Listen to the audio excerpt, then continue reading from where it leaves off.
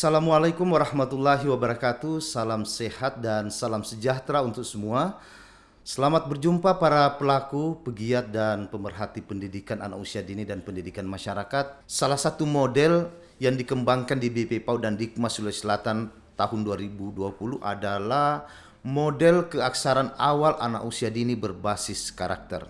Dan untuk membahas lebih lanjut tentang model ini, telah hadir bersama kita Ibu Rusdiana, SPD MPD.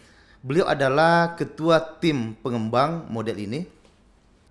Mungkin Ibu Diana bisa menjelaskan secara singkat tentang model yang dikembangkan ini sehingga lebih mudah dipahami oleh masyarakat dan juga oleh pihak-pihak yang berkepentingan lainnya.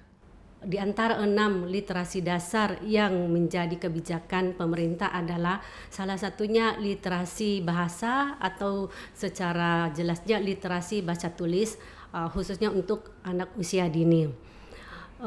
Model ini mengenalkan aksara kepada anak usia dini sehingga anak bisa mengenal simbol dan bunyi huruf dengan didasarkan melalui penguatan pendidikan karakter, sehingga dalam model ini anak mendapatkan 2 hal sekaligus, dan ini yang menjadi nilai plus bagi pengembangan model ini, dan itu yang kami yakini di dalam model yang kami kembangkan ini anak mendapatkan 2 hal yang kami yakini ini menjadi nilai plus dibandingkan model yang telah ada sebelumnya, di mana dalam model ini anak mendapatkan sisi akademik, yaitu bagaimana anak bisa mendapatkan pengenalan aksara melalui pengenalan huruf dan atau simbol dan bunyi huruf, serta juga mendapatkan penguatan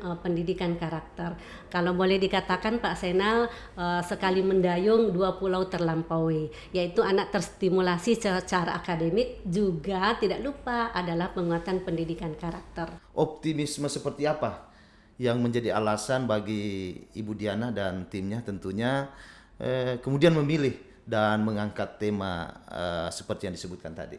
Optimisme yang kami bangun dari hasil pengembangan model ini adalah dengan mengembangkan atau menerapkan model keaksaraan awal anak usia dini berbasis karakter ini, anak mendapatkan 2 hal tadi, yaitu sisi akademik serta penguatan pendidikan, sehingga kami berharap anak memiliki literasi bahasa yang bagus. Yang kita tahu untuk ukuran Indonesia, literasi bahasa Indonesia masih sangat rendah dibandingkan dengan negara-negara lain, dan juga bisa menjadi salah satu solusi bagi rendahnya karakter anak-anak sekarang yang kita bisa lihat tergerus oleh zaman, di mana kita lihat karakter anak semakin hari bukannya semakin meningkat, tapi yang terjadi adalah sebaliknya. Dan itu optimisme yang kami bangun, bahwa semoga dengan menerapkan model ini anak bisa menjadi lebih baik di dalam literasi bahasanya dan juga lebih baik di dalam penguatan pendidikan karakter. Dalam rangka untuk memenuhi berbagai kriteria model yang baik, sebut saja keterpenuhan aspek keunggulan, kebaruan, kemenarikan, inovasi dan lain-lainnya. Apa yang kami alami selama ini memang terjadi dinamika sesuai dengan kondisi di lapangan, tapi sejauh ini tidak ada halangan yang berarti. Kita mulai dari studi literatur, studi eksplorasi, kemudian bagaimana kita bekerja sama atau melakukan penerapan model di lapangan. Alhamdulillah kita mendapatkan dukungan dari berbagai pihak. Salah satu kekuatan dari sebuah model adalah pengungkapan fakta-fakta lapangan.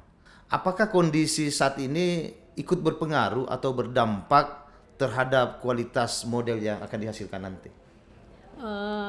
Jujur kami akui Pak Senal, memang kondisi pandemi COVID-19 ini sangat berpengaruh di semua lini kehidupan.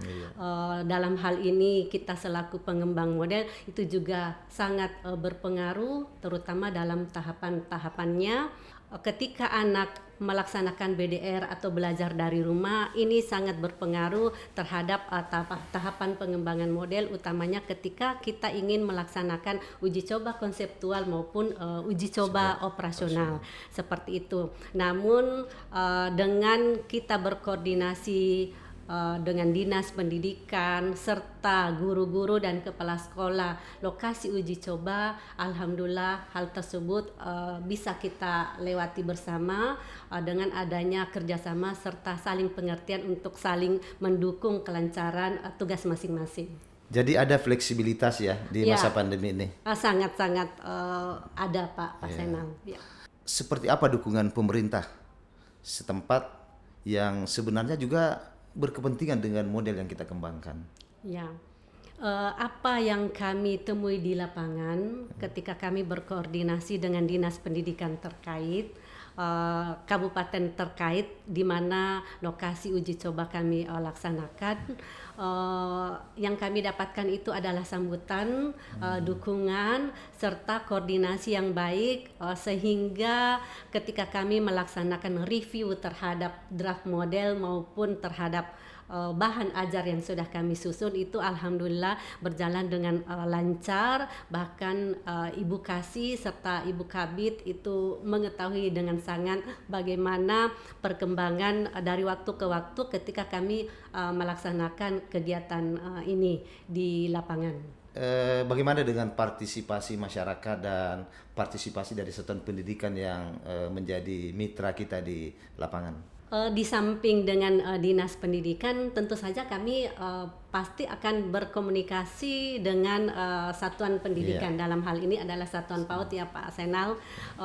Kami ada 2 satuan PAUD yang ada di Kabupaten Pangkep, di mana di satuan PAUD tersebut ketika kami turun untuk orientasi teknis terkait dengan pengembangan model ini, gurunya datang semua, Ibu Kasihnya hadir, kemudian kepala sekolah, setiap kami turun itu hadir semua, meskipun secara pertanggungjawaban sebenarnya kita hanya butuh 5 misalnya, tapi ternyata mereka sangat antusias dengan kegiatan kita sehingga seluruh gurunya yang ada di situ hadir, walaupun sebenarnya kita meminta misalnya untuk resminya hanya 5, tapi semuanya alhamdulillah yang hadir tuh bahkan sampai 15. Sekarang karena ini adalah produk ilmiah, biasanya kan penting untuk melibatkan pakar atau tim akademisi. Nah, seperti apa pelibatan tim akademisi dalam mendukung kualitas daripada model yang dikembangkan? Pelibatan tim akademisi dalam pengembangan model ini adalah sesuatu yang sangat urgent memang, karena mulai dari kita menyusun atau mencari referensi-referensi, menyusun studi pustaka itu sudah melibatkan dari sejak awal bagaimana dasar yang menjadi pertimbangan ketika kita mengangkat model, sampai kepada bagaimana kita menyusun struktur kalimat dalam judul misalnya, itu hal-hal kecil yang melibatkan para tim akademisi.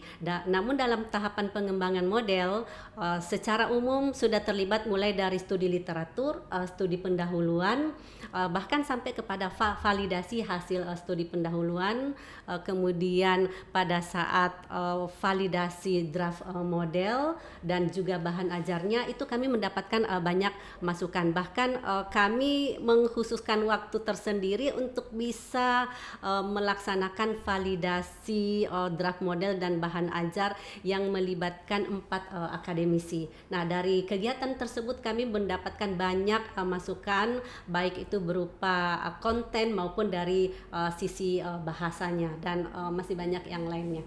Bagaimana kemudian menciptakan sebuah dialektika, sebuah strategi sehingga produk akhir daripada model yang dikembangkan nanti ini bisa menjadi pilihan bagi masyarakat Tentu saja tantangan terberat bagi pengembangan model adalah apakah model tersebut diterima oleh masyarakat. Nah, ini yang menjadi perhatian utama bagi kami.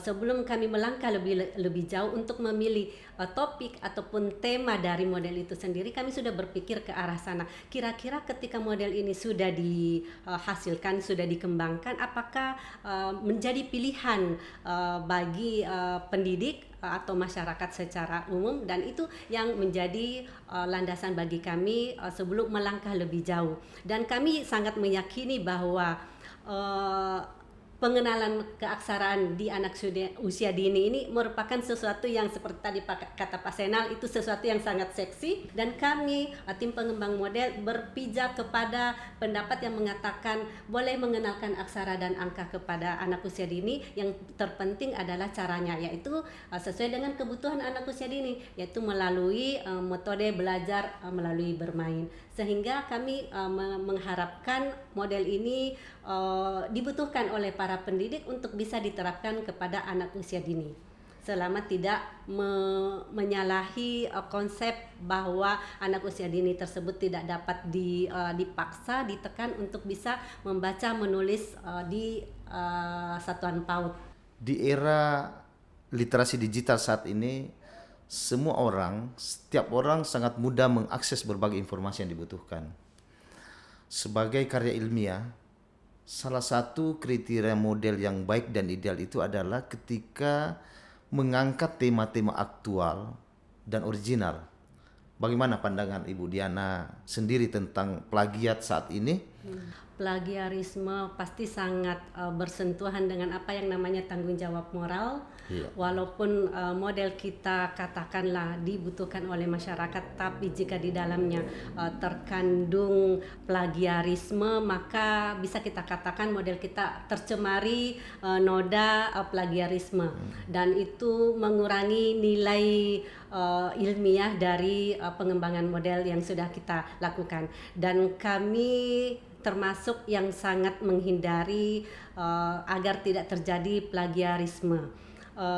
Bolehlah kita terinspirasi dari model-model yang sudah ada ya, referensi-referensi yang banyak bertebaran di dunia maya, tapi kita harus menampilkan kebaruan, keberbedaan dari model yang sebelumnya, sehingga tetap ada yang kita tawarkan kepada masyarakat. Ini loh yang baru, ini loh yang membedakan antara model yang lain, model yang sudah ada dengan model yang sedang kami kembangkan. Dan itu sangat wajar di dalam dunia akademik ya Pak Senal, selama kita menampilkan, menonjolkan kebaruan yang akan kita tawarkan. Baik, para pelaku, pegiat dan pemerhati pendidikan anak usia dini dan pendidikan masyarakat, kembali kami informasikan bahwa kami akan memberikan giveaway berupa 5 buku saku BDR atau belajar dari rumah bagi 5 orang pertama yang mampu menjawab dengan tepat pertanyaan di kolom deskripsi. Dan terakhir, jangan lupa like, komen, dan subscribe pada channel BP PAUD dan Dikmas Sulawesi Selatan. Saya Zainal Abidin bersama dengan Ibu Rusdiana mengucapkan terima kasih dan segera pamit undur diri. Sampai bertemu di podcast Anak Usia Dini berikutnya. Wassalamualaikum warahmatullahi wabarakatuh.